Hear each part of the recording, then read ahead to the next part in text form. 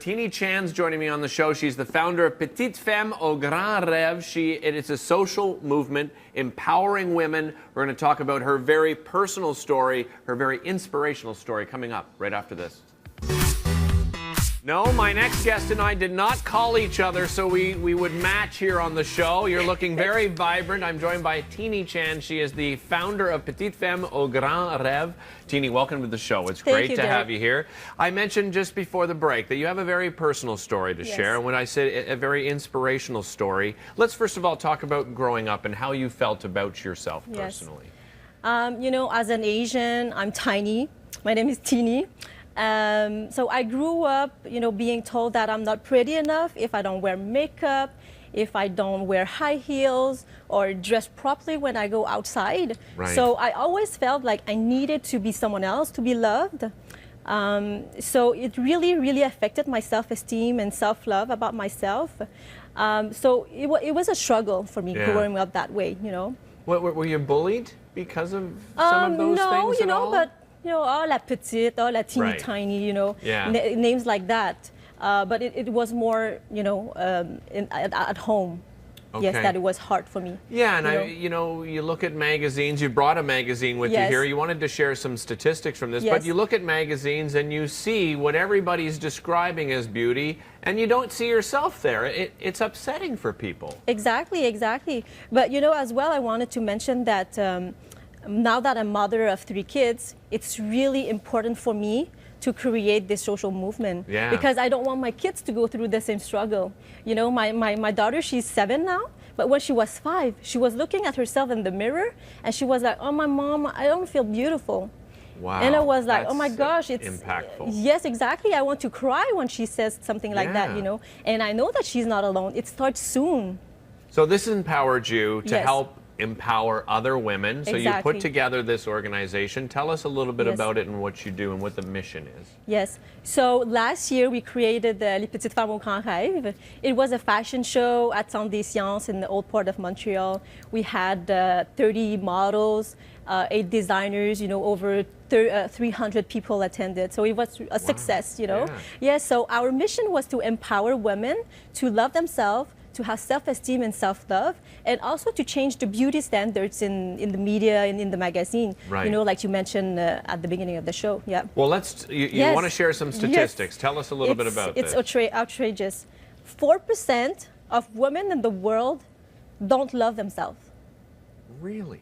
Oh, I mean, 4% in women in the world love themselves. 4%. Only 4? Yes, 4%. So the other 96 don't feel love for themselves. Exactly. 89% of young girls don't find themselves beautiful. And 81% of women feel a social pressure to be beautiful. So that's why Petite Femme au Grand Rêve mission is so important. Yeah. Yes. And beautiful in all different ages. So you have many events lined up.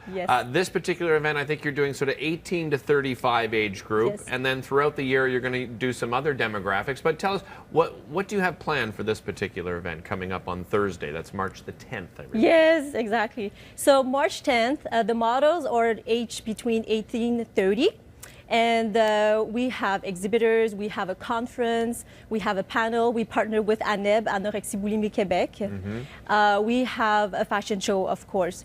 Yes, so it's very exciting. And so the panel is discussing what? What topic are you discussing? About eating disorders. Okay. Yes, we'll have, you know, one of our panelists, his mom has eating disorders, so he'll explain what it is. And 2 other guests they had eating disorders, so they will share their experience with us. That's going to be great too, and you know, the perspective of those that have the eating disorder, but being, you know, the son of somebody, a lot of times people don't understand that it affects just more than the person, right? It affects everybody around you. Yes, because he doesn't feel power. He feels like he can't help his mom, you know. Right. Yes. You mentioned conference. So what are you discussing? Is it a different topic for the conference itself? No, it's about eating disorder as well. Yes. So everything along the same lines. Let's talk about the fashion show. Are you showing any particular looks, or are you showing any particular designs at the fashion show?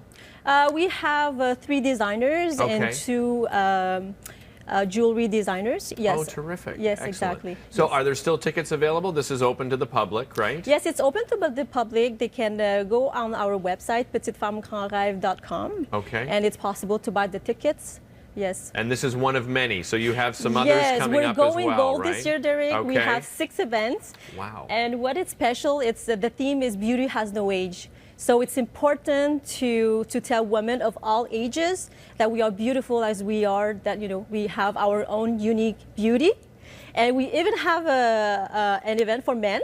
Oh, and for excellent. kids as well. And that's coming up later on, right? That's Yes. your last event, I Yes. think, of the season. Exactly. Theany, thank you so much for Thank joining you for us. having me. Your story is very inspiring, and it's beautiful that you share it with others as well, because I know a Yes. lot of people feel that way. So, again, Yes. thanks very much for Thank being here you. today. That's, again, coming up this Thursday, March the 10th. As she said, tickets still available on the website. Don't go anywhere. We've got your headline news. We also have your weather and traffic update coming up. You're watching Breakfast Television.